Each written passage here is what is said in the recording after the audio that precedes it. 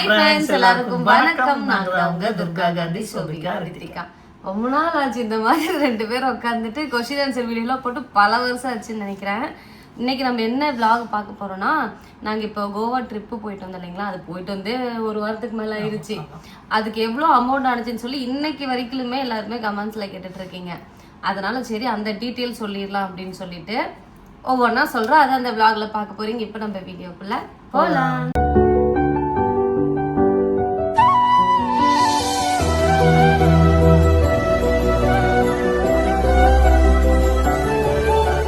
First எங்கள் வீட்டுக்காக start பண்ணுவார். ஆமாம், இப்போ நம்ம வந்து கோவா போகிறது வந்து 4 நாள் ட்ரிப்பு வந்து நம்ம பிளான் பண்ணியிருந்தோம். டே 4 நாளும் நைட்டு வந்து 3 நாள் அங்கே ஸ்டே பண்ணுற மாதிரி. நாங்கள் வந்து ட்ரெயினில் தான் போயிருந்தோம். எதுக்காக ட்ரெயினில் போனோம்னா, நான் வந்து ரயில்வேயில் வேலை பார்க்குறதுனால எங்களுக்கு வந்து பாஸ் இருக்குது, ட்ரெயினில் ஃப்ரீ. செகண்ட் ஏசியில் நாங்கள் வந்து ஃப்ரீயாக டிக்கெட் புக் பண்ணி நாங்கள் இந்தியா ஃபுல்லாக எங்கே வேணால் போகலாம். அதனால் வந்து நாங்கள் என்னோடய பாஸில் தான் டிக்கெட் புக் பண்ணி போயிருந்தோம். அதனால் வந்து train ticket free, up and down free. அதனால் ஃபஸ்ட்டு நம்ம ட்ரெயினில் தான் போயிருந்தோம். ஃபஸ்ட்டு வந்து முருடேஸ்வர் போயிருந்தோம். முருடேஸ்வரர் எதுக்காக போனோம்? ஸ்டார்ட் பண்ணுறப்ப முருகேஸ்வரர் கோயில்கிட்ட இன்னும் திடீர்னு இன்னும் கேள்வி கேட்குறான்னு நினச்சிட்டேன் வரேன். ஆமாம், ஃபஸ்ட்டு வந்து நாங்கள் கோவா ட்ரிப்பு ஒரு 2 மாதத்துக்கு முன்னாடியா புக் பண்ணியிருந்தப்போ ஸ்ட்ரைட்டாக கோவா போகிற மாதிரி தான் புக் பண்ணியிருந்தோம். ஆனால் அப்போ வந்து பாப்பாங்களுக்கு லீவ் விடல. ஒரு 6 நாள் ஸ்கூல் லீவ் போடுற மாதிரி வந்ததுனால அதை அந்த ட்ரிப்பு கேன்சல் பண்ணிட்டோம். அதுக்கப்புறமா இப்போ டிக்கெட் புக் பண்ணலான்னு பார்க்கும்போது டைரெக்டாக கோவா போகிற ட்ரெயினுக்கு டிக்கெட் இல்லாத காரணத்தினால அப்புறம் முருடேஸ்வர் போகிற ஒரு ட்ரெயின் வந்து ஃப்ரீயாக இருந்துச்சு. உடனே சரி நம்ம முதல்ல கோயிலுக்கு போவோம், முருடேஸ்வர் கோயிலுக்கு போயிட்டு அங்கேருந்து கோவா போய்க்கலான்னு சொல்லி முருடேஸ்வருக்கு டிக்கெட் வந்து போயிருந்தோம். அதை நிறைய பேர் முருகேஸ்வரர் டெம்பிள் சொல்கிறீங்க. அந்த கோயிலோட ஸ்டாப்பே வந்து பார்த்தீங்கன்னா முருடேஸ்வர் தான். நான் கரெக்டாக தான் வந்து பார்த்தீங்கன்னா சொல்லியிருக்கேன். நான்லாம் வீடியோவில் தான் அந்த சிவனுக்கு சிலை வந்து பார்த்தீங்கன்னா பார்த்துருக்கேன். அந்த கோயிலுக்கு தான் போகிறோங்கிறதே தெரியாமல் போனது தான் வந்து பார்த்தீங்கன்னா அந்த சிவன் கோயில். ஆனால் சூப்பராக இருந்துச்சு. அது வந்து ஒரு பயங்கரமான ஒரு எக்ஸ்பீரியன்ஸ் தான் சொல்லலாம். நல்லா இருந்துச்சு. அன்னைக்கு வந்து எங்களுக்கு எவ்வளோ செலவானுச்சு, நம்ம ஒவ்வொரு நாளாக நம்ம வந்து பார்த்தீங்கன்னா செலவு சொல்ல போகிறோம். நமக்கு வந்து பார்த்தீங்கன்னா ட்ராவல் வந்து எல்லாமே ஃப்ரீ தான்.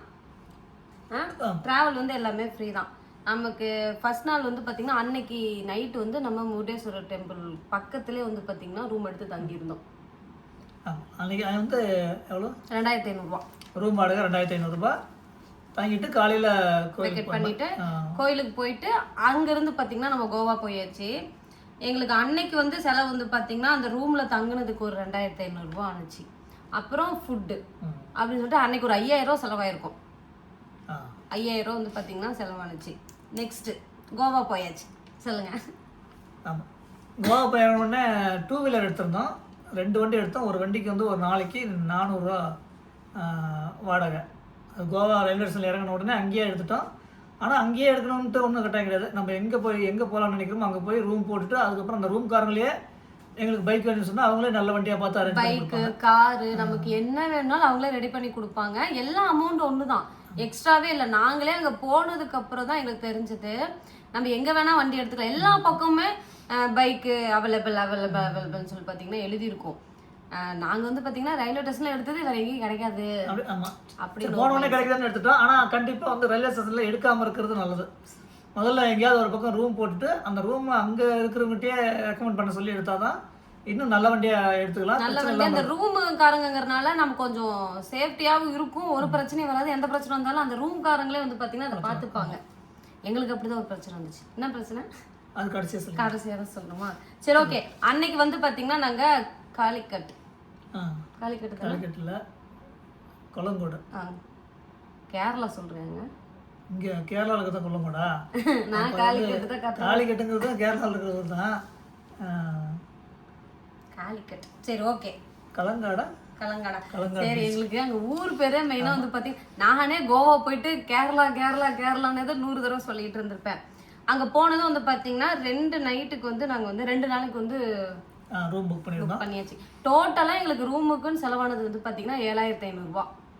ஒரு நாளைக்கு 2500. ரூமெல்லாம் சூப்பராக இருந்துச்சு. எந்த ரூமுமே வந்து பார்த்தீங்கன்னா குறை சொல்கிற மாதிரி இல்லை. அவ்வளோ க்ளீனாக நீட்டாக வச்சுருந்தாங்க. நான் கூட 2500 இந்த ரூம் எப்படி இருக்கும். மெயினாக நமக்கு ரெஸ்ட் ரூம் வந்து லேடிஸை பொறுத்தவரைக்கும் ரெஸ்ட் ரூம் வந்து க்ளீனாக இருக்கணும் அப்படின்னு நினைப்போம். சூப்பராக க்ளீனாக வச்சுருந்தாங்க. அதனாலே வந்து பார்த்தீங்கன்னா எனக்கு ரொம்ப பிடிச்சி அந்த ரூமே வந்து பார்த்தீங்கன்னா அடுத்த நாளைக்கு சேர்த்து எடுத்துட்டோம். நம்ம ஃபஸ்ட்டு தங்குனது நார்த்தில் தங்கியிருந்தோம், சவுத்தில் தங்கலை, நார்த்தில் தான் தங்கியிருந்தோம். நாங்கள் மெயினாக நாங்கள் போன இடத்துலலாம் என்ன ஆயிடுச்சுன்னா சீசன் இல்லாத டைம் நாங்கள் போயிட்டோம். அதனால எதுவுமே எங்களால் சுற்றி பார்க்க முடியல. கடலுக்குள்ளே போய் அங்கே போய் கடல்லையே குதிக்கிற மாதிரிலாம் பண்ணுவாங்க, அந்த மாதிரிலாம் போக முடியாமல் போயிடுச்சு. இந்த டால்ஃபின் மாதிரி உள்ள இறங்குறது அதெல்லாம் எல்லாம் இப்போ வந்து மழை காலங்கிறதுனால அதெல்லாம் இல்லைன்னு சொல்லிட்டாங்க. அங்கே ரெட் அலர்ட் வேறு கொடுத்துருந்தாங்க, சுற்றி எல்லா பக்கமும் ரெட்டு கொடி வேறு பறந்துட்டு இருந்துச்சு. கரெக்டாக வந்து பார்த்தீங்கன்னா அந்த கரைக்கிட்ட முன்னாடி மட்டும்தான் நம்ம தண்ணியில் விளையாட முடியும் கடலில். அதுக்கு அந்தாண்ட நம்மளை போகவே விடல. சீசன் டைமில் கண்டிப்பாக இன்னொரு டைம் வந்து கோவா ட்ரிப்பு பிளான் பண்ணணும். அதே மாதிரி கோவாவில் வந்து சாப்பாடுலாம் சூப்பராக இருந்துச்சு. சாப்பாடு குறை சொல்கிறதுக்கு இல்லை, ஆனால் விலையும் கொஞ்சம் பார்த்தீங்கன்னா அதிகம் தான், நல்ல ரேட்டு இருக்குது. எங்களுக்கு சாப்பாட்டுக்கு வந்து மட்டும் பார்த்தீங்கன்னா ஒரு நாளைக்கு 5000, குறைஞ்சபட்சம் 5000 ரூபா ஆச்சு. ஒரு நாளைக்கு 5000 ரூபா, 4 நாள்னா சாப்பாடு செலவு மட்டும் 20000 ரூபாய். 20000 ரூபாய் எங்களுக்கு சாப்பாடு செலவானுச்சு. ரூமுக்கு 7500 ரூபா, சாப்பாட்டுக்கு வந்து பார்த்தீங்கன்னா 20000 ரூபாய். நம்ம எவ்வளோ பெரிய ஹோட்டலில் சாப்பிட்டா அதுக்கு ஏற்ற மாதிரி ரேட் ஆகும். அதே மாதிரி குட்டி குட்டி ஹோட்டலுமே இருக்கு. அங்கே பிரியாணியுமே வந்து பார்த்தீங்கன்னா 100 ரூபாய்க்கு 150 ரூபாய்க்குலாம் இருக்கு. பிரியாணி எல்லாமே இந்த மலபார் பிரியாணி ஸ்டைலில் தான் இருக்கு. அதே மாதிரி நமக்கு வந்து வேற எங்கேயோ ஃபுட்டு சாப்பிட்றோம் அந்த மாதிரிலாம் இல்லை, நம்ம ஊரில் சாப்பிட்ற மாதிரி தான் இருக்கு. அந்த மாதிரி தான் இருக்கு. ஆனால் எல்லாமே சூப்பராக இருந்துச்சு. அடுத்து நாங்கள் வந்து பார்த்தீங்கன்னா கப்பலில் போனோம். நைட் டின்னர் வந்து கப்பல் மாதிரி பேர் என்னது, ஒரு பேர் சொல்லுவாங்க, குறிச்சியா எனக்கு தெரியல பேர். நைட்டு போயிட்டு எல்லாம் டான்ஸ் ஆடிட்டு உள்ள கப்பல்லையே சாப்பிட்ற மாதிரி அது போயிருந்தோம். அது வந்து ஒரு ஆளுக்கு வந்து 1200 ரூபாய், 4 பேருக்கு 4800 ரூபாய். 4800 ஆச்சு. அது வந்து பார்த்தீங்கன்னா சும்மா நம்ம வந்து ஃபர்ஸ்ட் டைம் கப்பல் போகிறோம் அப்படிங்கிற ஒரு ஆர்வத்தோடு போயிட்டு வரலாம். அங்கே சாப்பாடும் வந்து பார்த்தீங்கன்னா வெஜ்ஜும் இருந்துச்சு, நான்வெஜ்ஜும் இருந்துச்சு. வெரைட்டி ஒன்றும் பெருசாக இல்லை. நார்மலாக பருப்பு சாதம், paneer butter masala, chicken gravy, chicken fry அந்த மாதிரி தான் இருந்துச்சு. பெருசாக வெரைட்டி எதுவும் இல்லை. அப்புறம் டான்ஸ் ஆடுறதும் வந்து பார்த்தீங்கன்னா வேற யாரும் ஆடல, நம்மளே தான் ட்ரெடிஷ்னலாக ஆடுறவங்க அவங்க கொஞ்சம் அதான் சொல்கிறேன் ஆடினாங்க. அந்த ஊர் கல்ச்சர் டான்ஸ் இருக்கும் இல்லைங்களா, அந்த டான்ஸ் எல்லாம் கொஞ்சம் ஆடினாங்க. அதுக்கப்புறம் நம்ம போனோம் இல்லை, நம்ம போனவங்க தான் வந்து பார்த்தீங்கன்னா நல்லா என்ஜாய் பண்ணிட்டு இருக்கோம். எப்படியும் ஒரு 500 பேர் இருப்பாங்களே, 500 பேர் இருப்பாங்க. எல்லாம் ஒரு 100 பேருக்கு மேலே எல்லாம் போய் ஸ்டேஜில் ஏறிட்டு எல்லாம் டான்ஸ் ஆடிட்டு அங்கே இருக்கிற வரைக்கும் எல்லாம் ஆடிட்டு தான் இருந்தாங்க. சாப்பாடு வந்து பார்த்தீங்கன்னா அன்லிமிட்டெட். ஃபஸ்ட்டு போனது நமக்கு ஸ்நாக்ஸ் கொடுப்பாங்க, அது ஒருத்தர் தான் கொடுப்பாங்க. டிக்கெட் கொடுத்துருவாங்க, ஆளுக்கு ஒரு டிக்கெட் கொடுத்துருவாங்க. ஸ்நாக்ஸ் ஒரு டைம் தான். அதுக்கப்புறம் வந்து பார்த்தீங்கன்னா ஃபுட்டு வந்து அன்லிமிட்டெடு.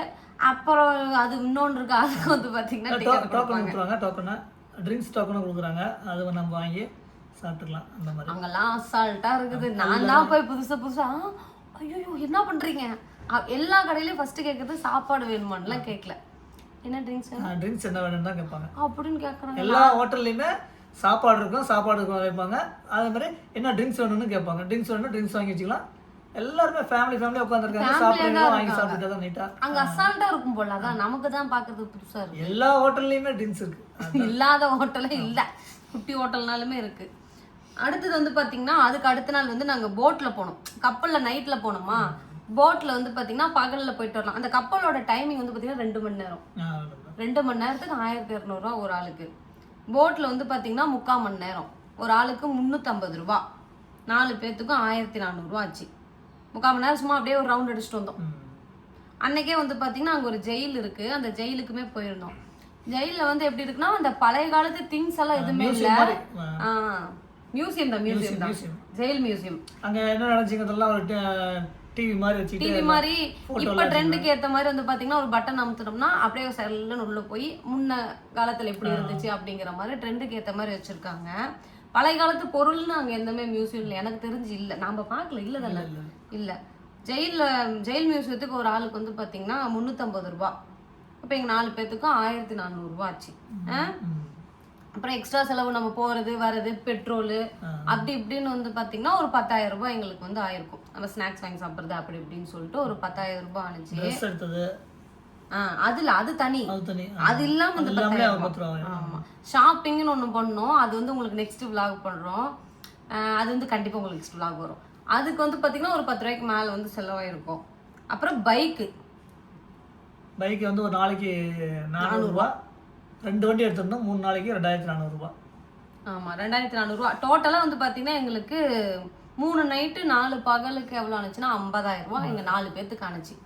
இது வந்து நாங்க நல்லாவே தான் செலவு பண்ணோம், நல்லா நீட்டாக செலவு பண்ணோம். அதனால ஆனால் இன்னும் கம்மியாகவே செலவு பண்ணிருக்கலாம். இவ்வளோ செலவு பண்ணாமல் நார்மலாக ஒரு 30,000 கூட முடிச்சிருக்கலாம். அப்படின்னா நம்ம ஹோட்டல்லாம் ரொம்ப இன்னும் கொஞ்சம் ஆமாம் சிம்பிளா இருக்கிற ஹோட்டல் 1000-1500 கூட ரூம்ஸ் எல்லாம் இருக்கு. ரூம்ஸ் எல்லாம் இருக்கு. சாப்பாடெல்லாம் கூட இவ்வளோ நம்ம 20,000 செலவு பண்ணோம், அவ்வளோ செலவு பண்ணுறது இல்லை. ஒரு 10,000 கூட செலவு பண்ணலாம் அந்த மாதிரி. ஆனால் நார்மல் ஹோட்டலில் இன்னும் கொஞ்சம் சின்ன ஹோட்டலில் கூட இருக்கு. கம்மி ஃபர்ஸ்ட் டைம் போனோம். மெயினா என்னன்னா ஃபர்ஸ்ட் டைம் போனால எங்களுக்கு அங்க என்ன ஐடியா இல்லை, தெரியல. ஃப்ரெண்ட்ஸ் சர்க்கிளில் சொல்றத வச்சு ஒரு ஹோட்டலா போய் சாப்பிட்டோம். அதுக்கப்புறம் போற வழி வர வழி எல்லாமே இருக்கு. ஆனா ஃபுட்டுக்கு வந்து கண்டிப்பாவே வந்து பாத்தீங்கன்னா ஓரளவுக்கு செலவாகும். அங்க நமக்கு அதிக செலவாகிறதே எனக்கு தெரிஞ்சு ஃபுட்டுக்கு நான் நினைக்கிறேன். இன்னொன்னு நாங்க இந்த சுத்தி பார்க்குற இடத்துக்குலாம் போய் நிறைய இந்த விளையாட்டுலாம் இருக்குல்ல அதெல்லாம் பண்ணியிருந்தோம் அப்படின்னா எங்களுக்கு 1,00,000 ரூபா பக்கம் வந்திருக்கும் இல்ல, அந்த கடலுக்குள்ளெல்லாம் போயிருந்தோம்னா. அதெல்லாம் எதுவுமே இல்லாம சும்மா அப்படியே ஒரு 4 நாள் ரவுண்ட் அடிச்சுட்டு வந்ததுக்கு ஒரு 50,000 செலவு. எனக்கு இந்த கோவா ட்ரிப்பு போனது எப்படி இருந்துச்சுன்னா, டெய்லி காலையில் எந்திரிக்கிறோம், குளிக்கிறோம், கிளம்புறோம், சாப்பிட்றோம், அப்படியே ஒரு பைக்ல ரவுண்ட் அடிக்கிறோம் அப்படிங்கிற மாதிரி தான் இருந்துச்சு. நீங்க கூட வீடியோல கேட்டிருந்தீங்க கோவால சுத்தி பார்க்க நிறைய இடம் இருக்கு, நீங்க அதெல்லாம் காமிக்கலன்ட்டு எங்கேயுமே விடல. அதனாலயே வந்து பாத்தீங்கன்னா நாங்க சீசன் எல்லாம் போன டைம் தான், இதுக்கே நிறைய பேர் வந்திருந்தாங்க இல்ல, நிறைய பேர் வந்திருந்தாங்க. ஆனா ஃபாரின் காரங்கெல்லாம் பெருசா ஜனவரி பிப்ரவரி மாசத்துல தான் அதிகமா வரும், யாருமே பார்க்கல. இவர் ஏதோ தீவு இருக்கு, தீவுக்கெல்லாம் கூட்டிட்டு போறேன், அங்கேயும் போகல. எல்லாம் புயல் வரப்போகுதுன்னு சொல்லிட்டு ரெட் அலர்ட் கொடுத்துருந்தாங்க. அதனால வந்து அங்கெல்லாம் இல்லைன்னா போட்ல போயிட்டு லைஃப் ஜாக்கெட் போட்டு நம்மளுக்கு கடல்ல குதிக்க சொல்லிடுவாங்க. ஆமா, நீச்சல் எனக்கு தெரியாது. அதான் லைஃப் ஜாக்கெட் போட்டுக்கணும்ல, அது போட்டு கடல்ல குதிச்சுட்டு அங்கேயே 1 மணி நேரம் அங்கேயே இருப்போம். நல்லா இருந்துட்டு அதுக்கப்புறமா வரும். அந்த மாதிரிலாம் இருக்கு. இவர் வந்து பாத்தீங்கன்னா ரித்திகா வயிற்றுல இருந்தா அப்போ வந்து எனக்கு ஒரு 8 மாசம் இருக்கும்னு நினைக்கிறேன். 8 மாசம் டெலிவரி ஆகிறது ஒரு 10-20 நாள், 8 மாசம் இருக்கும். அந்த டைம்ல ஒரு டைம் வந்து இவர் வந்து பாத்தீங்கன்னா கோவா போயிருந்தாரு, 2-3 நாள் போயிருந்தாரு. கூட வேலை பார்க்குறவங்க ஒரு 4-5 பேர் சேர்ந்து ஒரு டைம் போயிருந்தோம். ஆனா அப்போ போனதெல்லாம் மறந்துடுச்சு, என்ன பண்ண இருந்தா ஒண்ணுமே தெரியல. ஆனா அந்த ஒரு சில இதுக்கு கடலில் போய் குதிச்சுட்டு பிடிச்சது தீவு மாதிரி இருந்துச்சு, அங்கெல்லாம் போனதெல்லாம் ஞாபகம் இருக்கு. அந்த மாதிரி இந்த டைம் போலான்னு பார்த்தோம், ஆனா இப்போ அலௌட் இல்லை, எதுவுமே இல்லாம போயிருச்சு. ஆனா ஒரு 4 நாள் பிள்ளைங்களுக்கு வருஷம் எங்கேயாவது கூட்டிட்டு போவோம். இந்த டைம் எங்கேயுமே போகலன்னு யோசிச்சுட்டே இருந்தோம். கரெக்டா வந்து பாத்தீங்கன்னா ஒரு 4 நாள் பிளான் பண்ணி அவங்களுக்கும் ஹாப்பி ஆயிடுச்சு. அங்க சுத்தணுமா சுத்தலையாங்கிறதா இல்ல. ஆமா, ஃபர்ஸ்ட் டைம் பிளான் பண்ணது பயங்கரமா பிளான் பண்ணோம், அதை வந்து கேன்சல் பண்ணிட்டோம். இப்போ இந்த தடவை பிளான் பண்ணது பாத்தீங்கன்னா இன்னைக்கு காலையில பேசிட்டு இருக்கிறோம், நைட் 1 மணிக்கு ட்ரெயினா டக்குன்னு அன்னைக்கு புக் பண்ணி உடனே கிளம்பியாச்சு. ஏன்னா நம்ம ஏற்கனவே ட்ரிப்புக்கு தேவையானதெல்லாம் வாங்கி வச்சிட்டோம். ட்ராலி மட்டும் போய் டக்குன்னு போய் ஒரு ட்ராலி மட்டும் வாங்கிட்டு வந்து எல்லா திங்ஸும் உள்ள போட்டு போயிட்டோம். இன்னொன்னு இந்த மாதிரி ட்ரிப்பு போறப்பலாம் நம்ம வந்து ட்ரெஸ் வந்து நிறைய எடுத்துட்டு போக தேவையில்லைன்னு நினைக்கிறேன். அங்க இருக்கிற ட்ரெஸ் வந்து வாங்கி போட்டுக்கலாம். அப்புறமா வந்து பாத்தீங்கன்னா இதெல்லாம் வந்து பாத்தீங்கன்னா நம்மளோட அனுபவம்.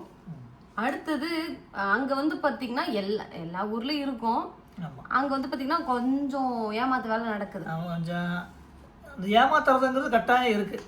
எங்கேயாவது ஒரு பக்கம் நமக்கு தெரியும் ஏமாத்துறான்னு தெரியும், அதை தப்பிச்சு நம்ம வர முடியாது, விட மாட்டேங்கிறானுங்க. என்ன ராவடி பண்ணிட்டு சண்டை போட்டே இருக்கானுங்க. நம்ம என்னடா 1000-500க்கு இவ்வளவு எப்படி சண்டை போட்டுருக்குது அப்படின்னு பிள்ளைங்களை வச்சுட்டு நடு ரோட்ல நின்றுக்கிட்டு இவங்ககிட்ட சண்டை போட்டுட்டு அப்படிங்கிற மாதிரி நான் இதாயிருச்சு. சரி போட்டு என்ன ஒண்ணுமே இல்லை, நான் எல்லாமே பக்காவாக முடிச்சுட்டு வந்தோம். ரிட்டன் வந்து பைக்கு ரிட்டன் கொடுத்துட்டு ட்ரெயினுக்கு போகிற மாதிரி கரெக்டாக ஒரு 10 மணிக்கு வந்து பைக்கு கொடுக்கலான்ட்டு போகிறோம். உடனே அவங்க வந்துட்டு அவங்க பழைய ஹெல்மெட் தான் கொடுத்துருந்தாங்க. உடனே அந்த ஹெல்மெட் எடுத்து வச்சு எங்கள் ஹெல்மெட் இல்லை, எங்கள் பிராண்டே இல்லைன்ட்டாங்க, நீங்கள் ஹெல்மெட் மாற்றி எடுத்து வந்துட்டீங்க, எங்கள் ஹெல்மெட் தான் வேணும் அப்படிங்கிறாங்க. நாங்கள் எங்கேயே போய் மாற்றணும் அப்படின்னா இல்லைன்ட்டு வாடு சத்தம் போடுறான்.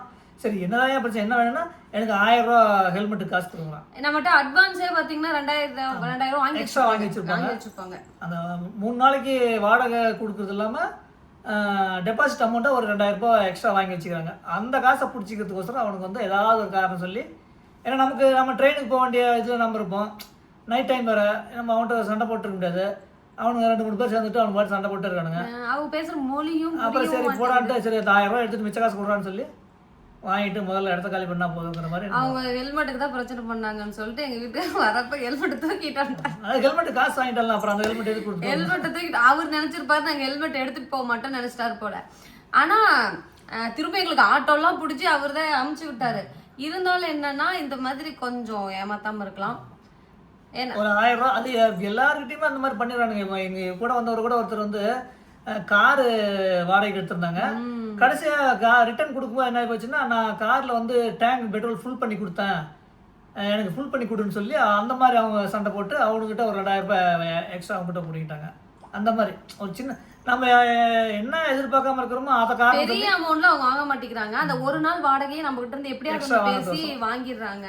நம்மளும் போன இடத்துல நம்ம ஏன்டா இப்படி பண்ணணும்னு சொன்னா எதுக்கு சொல்றேன்னா, மேபி நீங்க ட்ரெயின்ல தான் போறீங்க அப்படின்னா ரயில்வே ஸ்டேஷன்ல இருந்து பைக்கு கார் அங்க எடுக்காம இருக்கிறது ஒரு ஃபேமிலியா போற நமக்கு வந்து பெட்டர். ஏன்னா நம்ம ஒரு நல்லா ஜாலியா என்ஜாய் பண்ணிட்டு கடைசியா கொண்டு வந்து வண்டியை கொடுக்குறப்போ நம்ம மொத்த ட்ரிப்பையும் வந்து பாத்தீங்கன்னா இவங்ககிட்ட பேசுனதுலேயே நமக்கு வந்து மைண்ட் அப்செட் ஆயிரும். எங்களுக்குலாம் அப்படிதான் ஆயிடுச்சு. ஒரு பிரச்சனை இல்லாம போனுச்சு, எங்கேயுமே பிரச்சனை இல்லாம ஜாலியா போனுச்சு. கடைசி இந்த வண்டி கொண்டு வந்து கொடுக்க வந்துட்டு அவங்க கிட்ட சண்டை, நாங்க சண்டை போடல, அவங்க கத்துறாங்க, நமக்கு புரியவும் இல்லை. நான் தமிழ்ல பேசுறேன், அவர் வந்து இந்தியில பேசுறாரு. ஹிந்தி தானே, அது என்னமோ சொன்னாங்களே, அதுவும் மறந்து போச்சு. அப்புறம் வீடியோ இருந்தா காமிங்க, கொங்கணி ஆனா அவங்க ஹிந்தியில பேசுறாங்க. அந்த இது கொடுங்கன்னு கேட்டாரு, வீடியோ எடுத்திருந்தா காமிங்க, அவங்க 1000 ரூபாய் திருப்பி கொடுத்துட்றோம் அப்படின்னாரு. வீடியோ காமிக்கிறோம், வீடியோவில் அந்த ஹெல்மெட் தான் இருக்கு, ஆனால் என்னன்ட்டார், நீங்கள் வேற ட்ரெஸ் போட்டிருக்கீங்க அப்படின்ட்டாரு. அதனால மேபி நீங்கள் எங்கே எடுத்தாலும், கோவாவை பொறுத்த வரைக்கும் நீங்கள் எந்த பொருள் வாங்கினாலும், இப்போ வண்டி வாங்குறீங்க அப்படின்னா அந்த வாங்குற ஆஃபீஸுக்கு முன்னாடியே ஃபோனில் வீடியோ எடுத்து வச்சுக்கோங்க, அதுதான் சேஃபு. அதை மட்டும் காமிச்சுக்கோங்க. நான் வண்டி எடுக்கும்போது வேற 2 பேர் எடுத்தாங்க. அவங்க வீடியோ கேமரா செல் எடுத்துட்டு வண்டியை சுற்றி வீடியோ எடுத்துருந்தாங்கன்னா இதுக்குடா இந்த வண்டியை போய் வீடியோ எடுத்தாங்க அப்படின்னு நினைச்சேன். தெரியுதா? கடைசியாக தான் தெரியுது. அப்படி என் வீடியோ எடுக்கலைன்னா என் வண்டியில் அது இருந்துச்சு இது இருந்துச்சு அதுக்கான இதுக்கானு அவங்க போய் சொல்லி பணம் வாங்குறதுக்கோசரம் எதையாவுன்னு சொல்கிறாங்க. அதனால இப்போ ஏற்கனவே போனவங்களுக்கு தெரியும். அதனால தான் அவங்க சுற்றி ஃபுல்லாக வீடியோ எடுக்கிறாங்க, எல்லாத்தையும் கவர் பண்ணுற மாதிரி வீடியோ எடுக்கிறாங்க, ஹெல்மெட் எடுக்கிறாங்க, எல்லாம் எடுக்கிறாங்க. நான் நினச்சி எதுக்கு எடுக்கிறாங்கன்னு தெரியலன்னு நினச்சிட்டு நான் அசால்ட்டாக இருந்தேன். கடைசியாக பார்த்தா நீங்கள் வீடியோ எடுத்துக்கலாங்கிறான். எங்கள் வீட்டுக்காருக்குலாம் அதை ஒத்துக்கவே முடியல. அவன் தானே செம்ம டென்ஷன் ஆயிடுச்சு அவருக்கு. இன்னொன்று நாங்கள் வந்ததும் 10 ஆயிடுச்சா, அந்த ரோட்டில் ஒருத்தருமே இல்லை. நம்ம ரயில்வே ஸ்டேஷன் போனா கூட 2 கிலோமீட்டர் பக்கம் வரும். அந்த டைமில் பாப்பாங்களை வச்சுட்டு ஏன்டா பிரச்சனை பண்ணிட்டு நான் இவர்கிட்ட எங்கே கொடுத்துட்டு நம்ம கம்முன்னு போயிடலாம், நீங்கள் என்ன இப்படி ஏமாத்துறீங்கண்ணா அப்படின்னு எல்லாம் முடிச்சு காசெல்லாம் கொடுத்ததுக்கப்புறம் அவர் தமிழில் பேசுகிறாரு. அவ்வளோ நேரம் எங்களுக்கு புரியாத மொழி மாதிரி பேசிட்டு அதுக்கப்புறம் அவர் வந்து பார்த்தீங்கன்னா தமிழில் பேசுறது, ஃபர்ஸ்ட்லேருந்தே தமிழில் பேசியிருக்கலாம். அவர் நம்ம என்ன பேசணும் அப்படிங்கிறதுல கேட்டிருப்பாரோ. நம்ம ஒன்றும் பெருசாக பேசலை, திட்டலை, அப்படிலாம் ஒன்றும் பண்ணலை.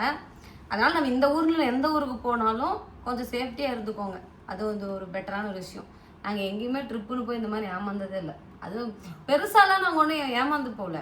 நம்ம என்ன ஒரு 1400 ரூபாயா 1000 ரூபாயா 1000 வந்து பார்த்தீங்கன்னா கொடுத்தோம், அவ்வளோதான். மற்றபடிலாம் ஒன்றும் இல்லை. அதனால் பார்த்து பத்திரமா இருந்துக்கோங்க. கோவா ட்ரிப்லாம் வந்து பார்த்தீங்கன்னா சீசன் டைமில் போங்க, அன்சீசனில் போகவே போகாதீங்க.